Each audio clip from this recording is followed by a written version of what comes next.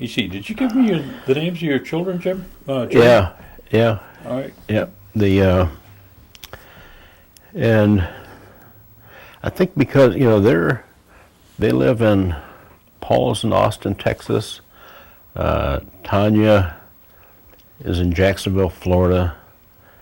And Jay, who's still in the Navy yet, he's stationed in Jacksonville, Florida. Steve is in North Carolina, and Patrick is still in college in Ohio. And as I mentioned, Thomas passed away 10 years ago now. Yeah. Now, how many grandchildren? This past June came number 13. Number 13. Yeah. Can you name them? Oh, I think I can come pretty close. Let's see. Paul has right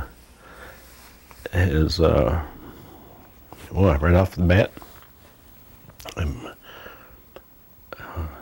Annalise, and the new one. Tanya has Mariah, Sierra,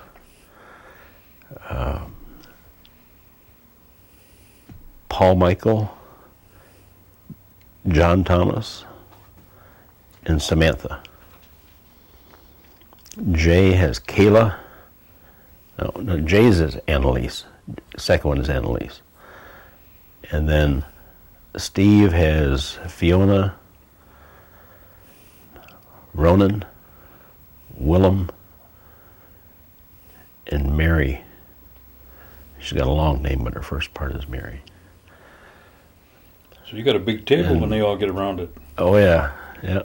Most of them were up here. Well, Steve for powwow weekend, most of them were here.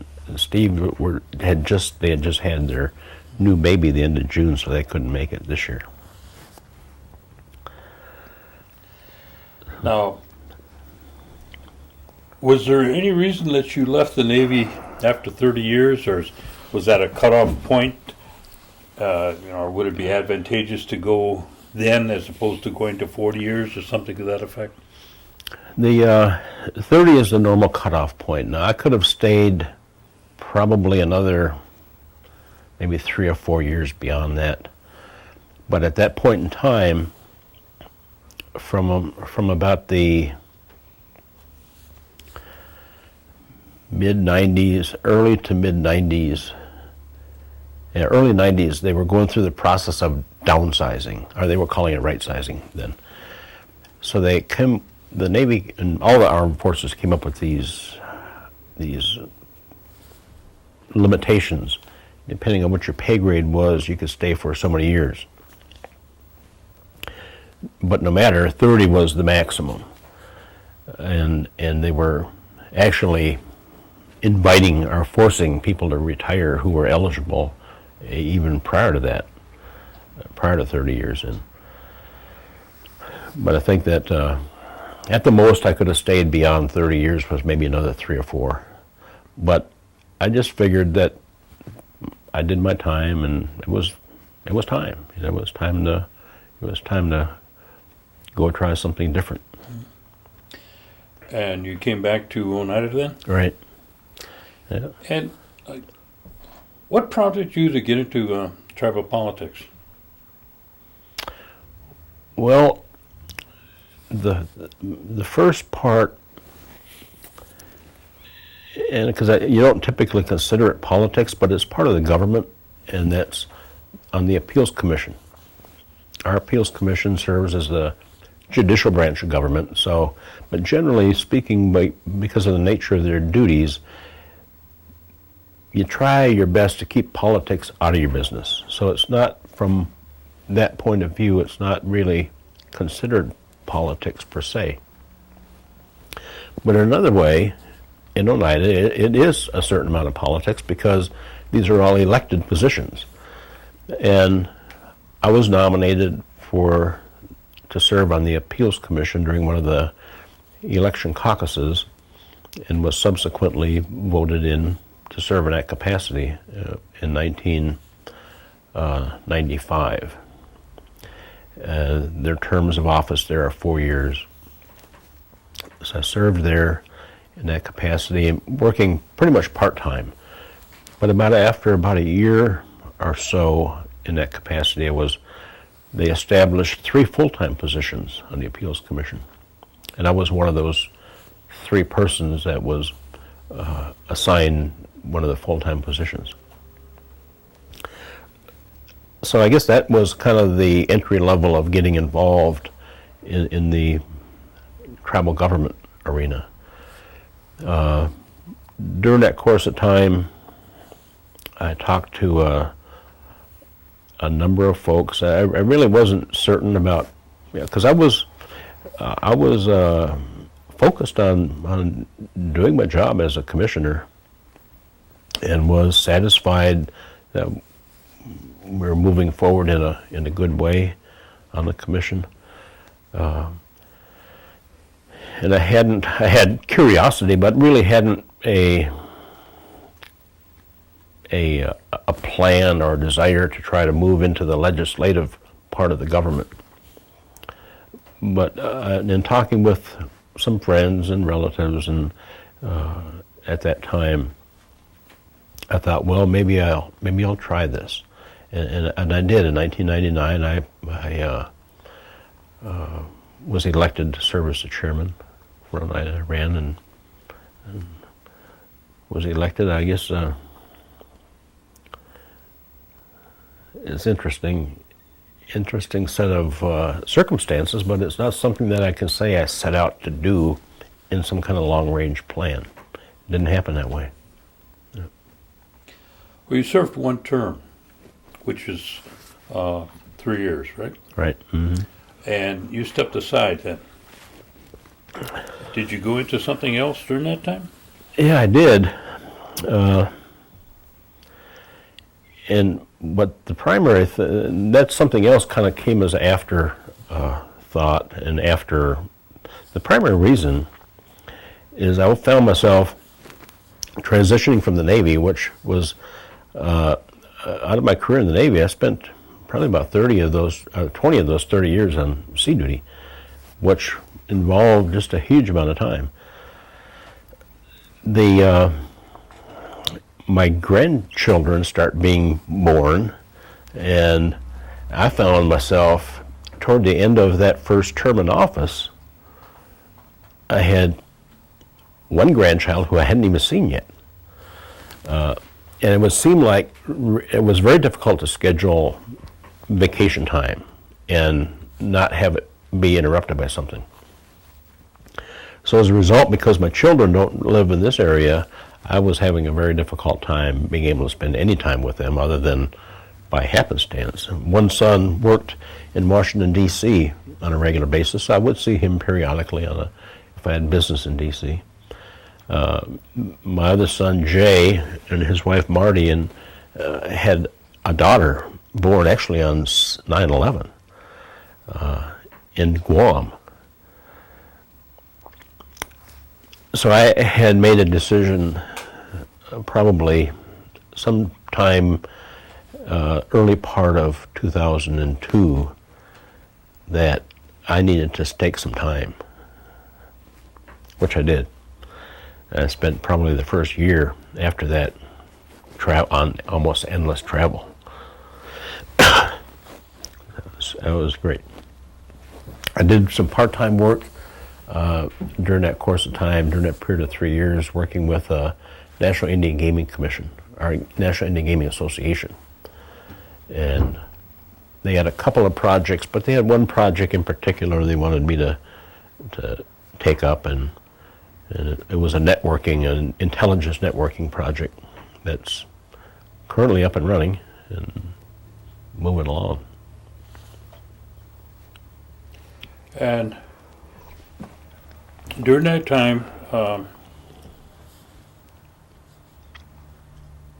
did you begin to work or continue an interest in the tribal operations then? Oh yeah, I kept my finger to the pulse of what's going on and participated at the General Tribal Council meetings. I'm an avid believer of voting in local elections, tribal elections, local elections, state and national elections. So I spent, when the occasions come up, some time in get out the vote initiatives.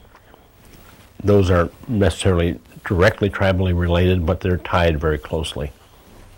And I'd keep abreast of what was happening within our legislative affairs department so that we'd be at least on the same page. I maintained a presence through the National Indian Gaming Association at those sessions, and at NCAI, and through the various committees of NCAI, pretty much kept my fingers on the pulse, more so at the national level of where tribal issues were, because the tribal issues aren't too different from what we have compared to other tribes. Some are a bit unique, but by and large, the critical issues are pretty much the same and require monitoring and actions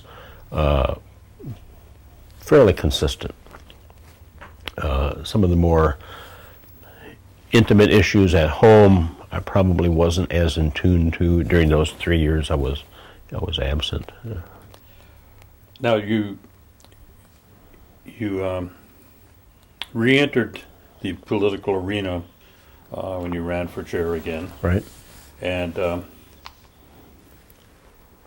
give me an idea of the difference between the first run and the second run. Were there things at the second run you may have looked towards in terms of trying to work towards or trying to accomplish? Yes, yeah, there are.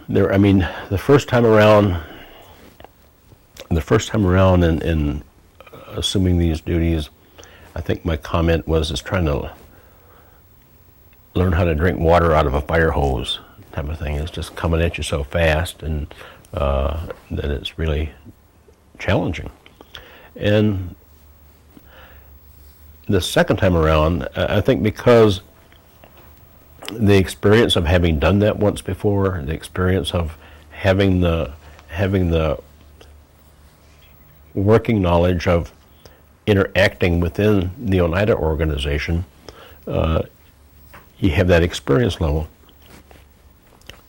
The experience of having to work in a way with the 9 members of the Oneida Business Committee in a way that moves that committee as a government, moves it in a common direction.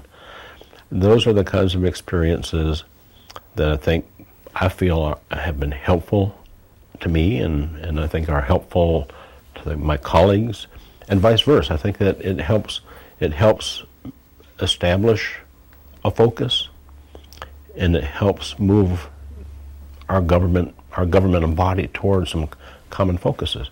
Because in the course of any given day, there are just a ton of things on your plate, from broad spectrums. I mean, your experiences in that arena, I know you know exactly what I'm talking about. But, for example, just today, morning briefing, which normally takes half an hour to 40 minutes. Today took us an hour and a half. And it's not something that you can just say, well, we just won't go into that discussion. You have to have these discussions.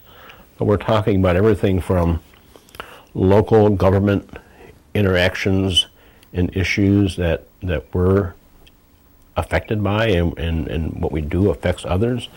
We're talking about IHS issues, Indian Health Service issues that are critical to our needs. I just can't recall instantly off the top of my head, but just a whole realm of things that when I look at what we're engaged in today, and they're not too different from what we were engaged in when I first served, 6 years ago, but it's how we go about approaching these issues and delegating the responsibility to come up with the strategies, giving the management their wherewithal to bring forward, do the research, do the due diligence, and bring your recommendations back to the government so we can make a political decision based upon some factual due diligence that's been done. And that just takes time, so. Hey, your mother had the opportunity to meet JFK in the Rose Garden. Tell me about the similar circumstances when you got the phone call when President Bush was coming into the community. Oh yeah, that was pretty incredible. And it was about a month ago, and the president was going to be here for a scheduled visit in support of a local legislator's campaign for Congress.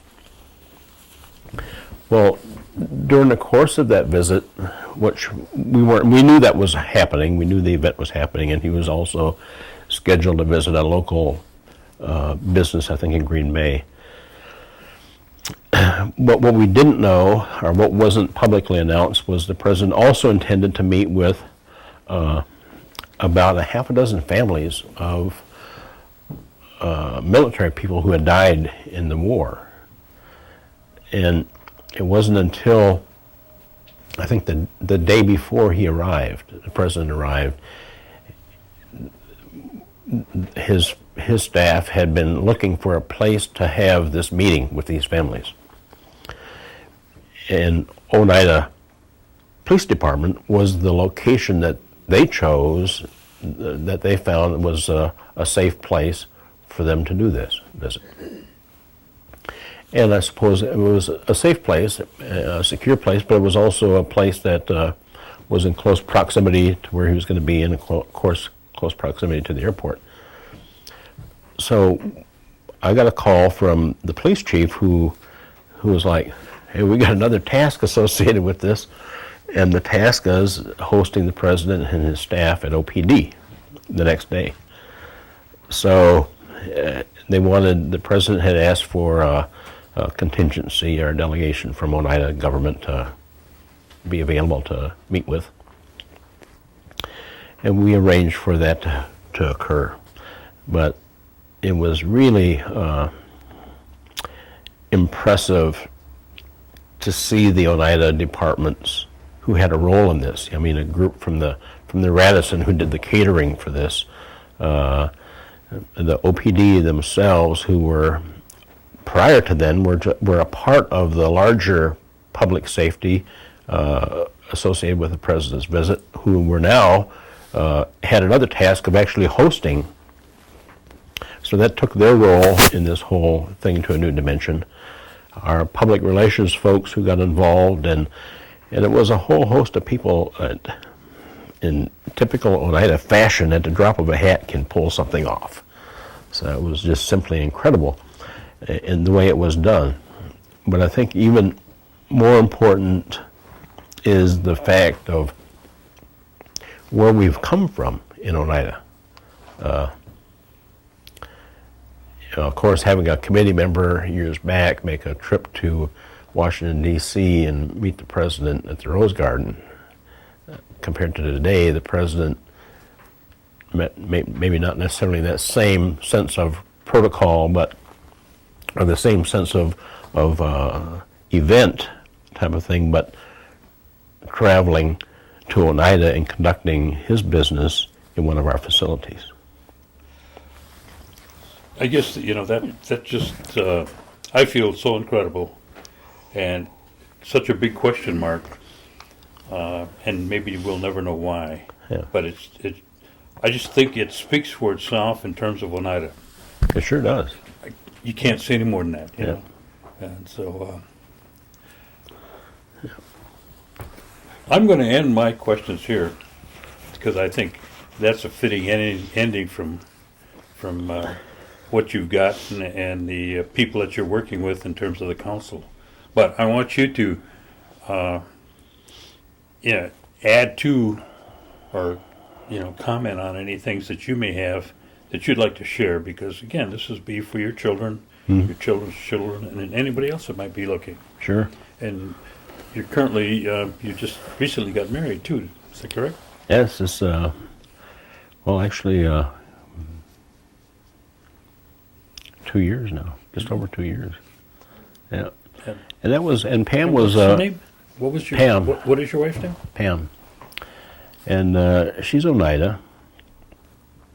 We were talking, well, maybe a little over a year and a half ago about things generally, and the subject evolved into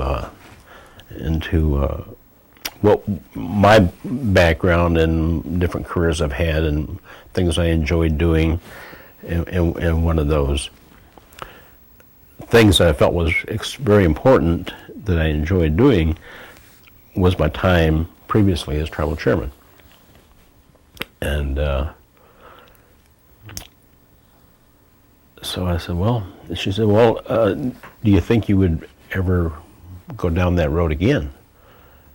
And I said, well, I enjoyed. I would say 80%. I mean, every occupation and business affair has its pluses and minuses. Tribal politics is no different.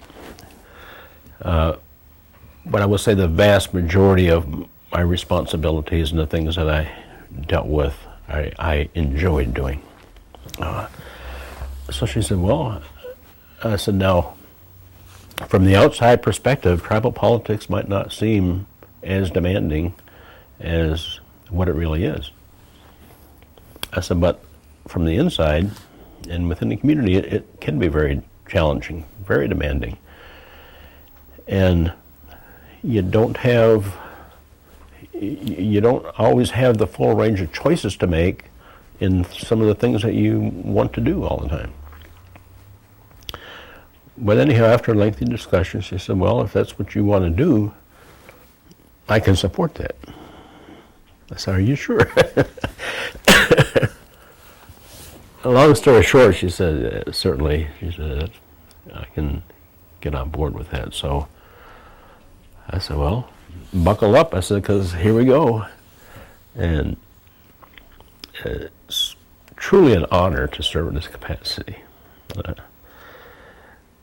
But I look at what's down the road and just a couple of snapshots that we've had of our community as it pertains to my experiences personally, but generally speaking, looking at where our community has been, where it is currently, and where is it headed into the future.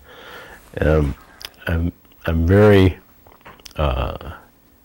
happy with our staff that we have in our management positions that have the wherewithal to be able to help us frame out the strategies from a technical point of view, whether it's in the area of land management, gaming management, public works, social services, healthcare, housing.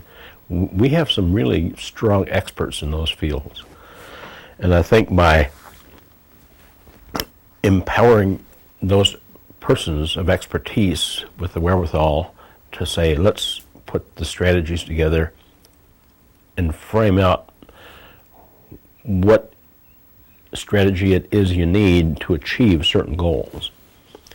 That gives the government, that gives the 9 of us the opportunity to look at the policies, to do the visioning, and say, here's what we think we need.